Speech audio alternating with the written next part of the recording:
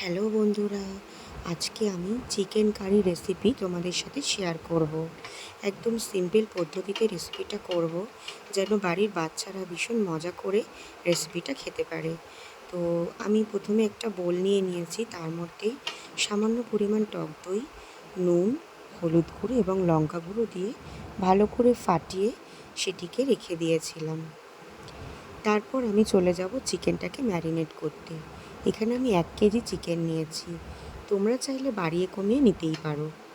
তারপর যে মশলাটা আমি ম্যারিনেট করে রেখেছিলাম, সেই মশলাটাই চিকেনের মধ্যে দিয়ে দিয়েছি এবং 2টো তেজপাতা ব্যবহার করেছি। সামান্য সর্ষের তেল দিয়ে ভালো করে চিকেনটাকে হাত দিয়ে মাখিয়ে ঢাকা দিয়ে আধা ঘন্টার জন্য রেস্টে রেখে দেবো। তারপর আমি সামান্য আদা, রসুন, পেঁয়াজ এবং কাঁচা লঙ্কা, শুকনো লঙ্কা পেস্ট করে নেব মিক্সচারে। তারপর এখানে ফোড়নের জন্য সামান্য গোটা জিরে, গোটা গোলমরিচ এবং এলাচ, দারচিনি ব্যবহার করেছি। আর আমি কিছু আলু টুকরো করে রেখেছি, তোমরা চাইলে আলুটা স্কিপ করতে পারো। সামান্য টমেটো আর পেঁয়াজ কুচি করে নিয়েছি। এখানে আমি একটা বড় সাইজের টমেটো এবং 2টো বড় সাইজের পেঁয়াজ ব্যবহার করেছি। তারপর আমি কড়াইতে তেল গরম করে তাতে আলুগুলো ভালো করে ভেজে নেব। আলুগুলো দিয়ে সামান্য নুন, হলুদ দিয়ে ভালো করে ভাজা ভাজা হয়ে গেলে আমি আলুগুলো তুলে রেখে দেবো।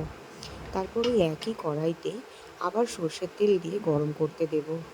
তেলটা হালকা গরম হয়ে এলে তার মধ্যে যে ফোড়নগুলো আমি রেখে দিয়েছিলাম, সেই এলাচ, দারচিনি, সাদা জিরে, গোলমরিচটা ফোড়ন দিয়ে দেবো। ফোড়নটাকে দিয়ে হালকা আঁচে যখন হালকা গন্ধ ছেড়ে আসবে, খুব বেশি পোড়াবো না ফোড়নটা, তারপরে যে কুচি করে রেখেছিলাম পেঁয়াজগুলো, সেগুলো এর মধ্যে দিয়ে দেবো। পেঁয়াজগুলো ভাজা হয়ে এলে যে মশলাটা আমি করে রেখেছিলাম, আদা, রসুন, পেঁয়াজ, শুকনো লঙ্কা এবং কাঁচা লঙ্কা, সে পেস্টটা দিয়ে দেবো। দিয়ে সামান্য পরিমাণে নুন আর হলুদ দিয়ে ভালো করে মশলাটাকে কষিয়ে নেব। মশলাটাকে জল দিয়ে ভালোভাবে কষাতে হবে যতক্ষণ না তেল ছেড়ে আসবে। মশলাটাকে ভালো করে কষানো হয়ে গেলে আমি বারবার এখানে জল দিয়ে দিয়ে কষিয়েছি। একটু খেয়াল রাখতে হবে যেন মশলাটা পুড়ে না যায়। তারপর আমি মাংসটা যেটা ম্যারিনেট করে রেখেছিলাম, সেটা এখানে দিয়ে ভালো করে নাড়াচাড়া করে গ্যাসের ফ্লেমটাকে মিডিয়ামে রেখে ঢাকা দিয়ে দিয়েছিলাম। তারপর যখন জল ছেড়ে আসবে, ঢাকনা খুলে যে টমেটোগুলো কুচিয়ে রেখেছিলাম, সেই টমেটোগুলো এখানে দিয়ে দিয়েছি। দিয়ে আবার আমি কিছুক্ষণ ঢাকা দিয়ে রেখেছিলাম মিডিয়াম লোতে।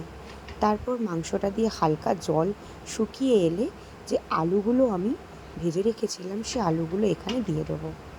আলুগুলো দিয়ে ভালো করে ভাজা ভাজা হলে, যখন মাংসটা দিয়ে বা আলু দিয়ে যেভাবেই তেল ছেড়ে আসবে, তখনই আমি এখানে যে শুকনো লঙ্কা আর একটু রেখেছিলাম, সেটা এর মধ্যে দিয়ে দেবো। এখানে আমি কাশ্মীরি গুঁড়ো লঙ্কা ব্যবহার করেছি কালারের জন্য। তোমরা চাইলে নর্মাল শুকনো লঙ্কার গুঁড়ো ব্যবহার করতে পারো। তারপর যখন এর মধ্যে তেল ছেড়ে এলো, তখন আমি জল গরম করে রেখেছিলাম, সেই জল গরমটা এখানে ব্যবহার করব। ভালোভাবে মশলা ভাজা হয়ে এলে, মাংসটাও যখন হয়ে এসছে, তেল ছেড়ে এলে জল দিয়ে দিয়েছি। জল দিয়ে এবার আমি ঢাকা দিয়ে কিছুক্ষণ এটাকে হতে দেবো। যখন মাংসটা এবং আলুটা দুটোই ভালোভাবে হয়ে আসবে, আমি এখানে গরম মশলা হাতে বেটে রেখেছিলাম শিলপাটায়। তোমরা চাইলে গুঁড়ো ব্যবহার করতে পারো, তবে হাতে বাটা মশলার মধ্যে স্বাদটাই আলাদা। গরম মশলাটা দিয়ে আবার আমি এখানে ঢাকা দিয়ে রেখে দেবো 2 মিনিট মতো।